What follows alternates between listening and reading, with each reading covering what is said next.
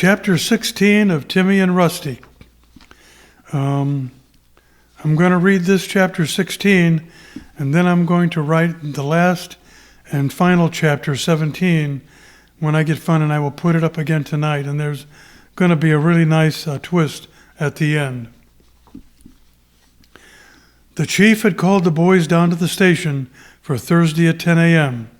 He and Lieutenant Weldy had put a plan together about what to do with the Allens in prison and Bob and Jack, the two older brothers. The last of the $10,000 was still not found.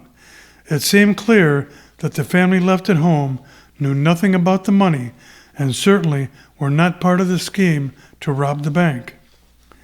The chief thought that what they might do is just confront Jack and Bob about their thoughts that the money might be at the car in the barn, and if the brothers would let them search the car and see if it was there. They could always take a court order. That would be easy enough to get from Judge Mason, since they could justify it after finding the other $10,000 that was hidden at Wilcox Manufacturing. The phone call was made by the chief, and the warrant was on its way to the chief's office by noon. Even Timmy and Rusty thought the money was in the car, but they could not chance getting involved with sneaking around the barn and getting caught. The chief thanked the boys and was sure they had done enough and did not want to put them in harm's way. The boys had done way more than anyone could have expected two 10-year-old boys to do. Besides, no one but the chief, Lieutenant Weldy, Officer Marks, and Desk Sergeant Moss knew anything about the boys' involvement in the case, so they could get involved again when needed, and no one would know about the two junior deputies. They sure helped here and would again, and the chief knew it. The boys were asked to stay in the chief's office as they headed over to the Gulf station to see Jack. They would just take the honest, direct approach first. The chief, Lieutenant Weldy, and Officer Marks headed over to the Gulf station, and Jack was helping outside with the customer putting gas in her car. They could see that Bob was over on the side helping someone fix a flat tire. The gas station sure could keep two men busy all day for sure. They pulled up and all got out and went over to Jack. "Hey, Jack," said Lieutenant Weldy. "I want you to meet Chief Bond and Officer Marks," he continued. "Hi, fellas," said Jack. "Hope we're not in any trouble," he said, with a big smile. "No," said the chief, "nothing like that. We do need a favor, if it's not too much to ask," he went on. "Anything you need," said Jack. "Free oil change, would that work?" he said with a laugh. "No," said Lieutenant Weldy, "but we can send some work your way if you would like," he added. "Jack, what we need," as the chief paused out of nervousness, "you remember the robbery your younger brothers and cousin were involved in, and we have found half of the stolen bank money and are looking for the other half that was never recovered," he went on. "Yes, we have never forgotten what fools our brothers and cousin were in doing that. It brought great shame to our folks, and many who were family friends stopped talking to Mom and Dad from then on," he added with great sorrow in his voice. "How can I help?" he asked. "Well, we have reason to believe that the other $10,000 is hidden on your property, if that's okay," said the chief. "Is the old car they used still around?" he asked. The chief did not want to let on that they knew it was in the barn. "Yes, it is in the barn at the farm, but we never thought about the money and that it might be hidden in the car somewhere," he added. "That must be the money they told Bob they had set aside for going out west somewhere," he added. "It never occurred to us to even check out the old car, so you are certainly welcome to come search anywhere you'd like," added Jack. "We have nothing to hide or to do with the robbery." "Bob, come on over here and meet the police chief," asked Jack. Bob came right over as he was finished fixing the flat tire. "Bob," began Jack, Take the chief, Lieutenant Weldy, and Officer Marks out to the farm and let them search the barn and the old car for the rest of the bank robbery money. Would you do that?" asked Jack. "Sure, but do you think that is where it is?" asked Bob in a very surprised voice. "Yes, we do," said the chief. "It has been a long time, but some new information has come about, and we have found $10,000 out at Wilcox Manufacturing, and we are sure it is half of the bank robbery money," he concluded. "Well, let's go," said Bob, "and see if it's there." "Jack, are you coming?" asked Bob. "No, you go with these men, and I'll keep the station open, and you can tell me what you have found when you get back," he added. "Okay, let's go," said Bob. They all got in the police SUV and headed out to the farm. It was a quiet ride. Once at the farm, they all got out and walked about 100 feet to the barn, and Bob unlocked it. Everyone entered the barn.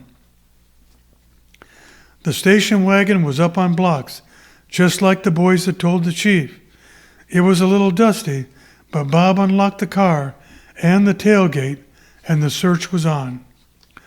Officer Marks pulled out the back seat cushion and only found some papers and coins that had fallen down the back of the seat. Lieutenant Weldy checked under the front seats and in the big glove box and found nothing other than the title and registration that had been kept up to date. The old wagon had power windows, and Bob said they all worked, except for the tailgate window was not working. The chief asked Bob to get a Phillips head screwdriver and take off the rear inside panel to the back tailgate. It took a while as the screws were rusted over time, but with some lubricant, he finally got them all out in about 30 minutes. What they found was a large duffel bag, like the one at the plant. The window motor had been unplugged. Bob handed it to the chief, and they sat it on the old workbench and slowly pulled the zipper back. Inside was an old black garbage bag, and inside of that was banded stacks of $100 bills, just like at Wilcox Manufacturing. They started counting all, and it was $10,000 was there. Bob's look on his face was one of shock. "I cannot believe all that money was in that tailgate all this time," he said. "I never thought to look there, and my brothers never said anything about the money to me or Jack." He was totally shocked. "They wouldn't," said the chief. "They just wanted it all for themselves." Bob just stood there in disbelief as to what had just happened. Jack would be just as surprised, he thought. They all walked out, and Bob locked the barn door. With that, they all went back down to the Gulf station to fill Jack in on the find. He was in shock as well. It was a miracle to find all $20,000 of the bank robbery money after nearly 10 years. The chief thanked the brothers and said he would be back in touch in a few days. As they drove back to the station, they asked the newspaper and radio station to come down in 1 hour for a press conference. He called the bank president, Milton Marshall, to come down as well. He would be in a shock as well. The chief didn't spill the beans just yet. This was going to be too much fun. At the station, they filled in Timmy and Ben about finding the rest of the money. The boys were glad of that, and no one knew the boys were involved at all. Their cover was not blown, and that was good for future police work they might do. The chief wanted to find a way to thank Jack and Bob for their help, and really wanted to help the family in a big way. The chief called down to the station and asked Jack what they could do for their family. Not knowing what they had in mind, he said that they had all wanted to get all of the old cars and machinery out of the yard and sold for scrap if they could. Mom's refrigerator was old, and their black and white TV had only got 2 channels. They were going to replace the furnace at the house before winter set in, but he was going to do that. Timmy said he saw a washer and dryer on the front porch and thought they probably didn't work either. Ben said the yard really needed some work after all the cars and equipment were gone. Timmy asked to borrow the phone and called Mr. Johnson at the hardware store and told him that he and Ben would like to come see him and Mr. Miller at the ice cream shop this afternoon and that they needed some help. He said he would take time whenever the boys got there. The chief called the mayor and had him come to the press conference. Everyone was in place and the chief went up to the microphone. Ladies and gentlemen, he began. We had started a small operation with some local community help concerning the bank robbery you will all remember that happened 10 years ago. Most of us had forgotten about it as the money was never recovered and never thought it would be.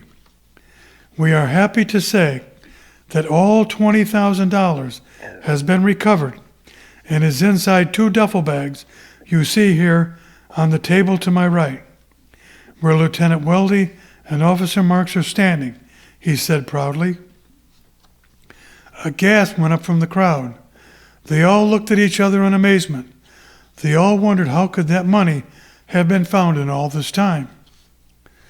The chief could not, obviously, tell them all, but that there was considerable community involvement in cracking the case. Mr. Marshall, would you come forward? Asked the chief.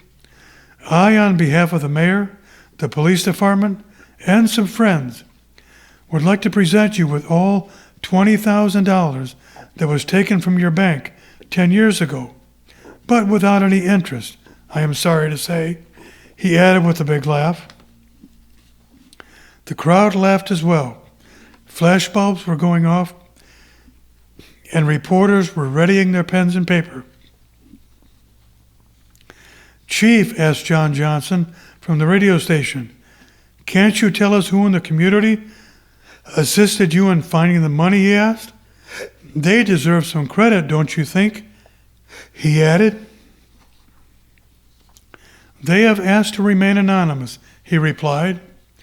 We at the police station are taking care of them, as we may need their help and ask for their help in the future. Every town needed some caped crusaders, and we have ours now, he added with a smile. That is all I'm going to say about that, he concluded. The chief handed the money over to Milton Marshall, and the press gathered around him to get his take on all of this. Lieutenant Weldy and Officer Marks stayed with the mayor and the bank president and would see Mr. Marshall got to the bank safely. Chief Bond went back inside to see Timmy and Ben. He wanted to see what they were up to next. Timmy and Ben told the chief they were off to Johnson's hardware store and Miller's ice cream shop and would talk to him tomorrow. With that, they were out the door and onto their bikes. They had some big planning to do.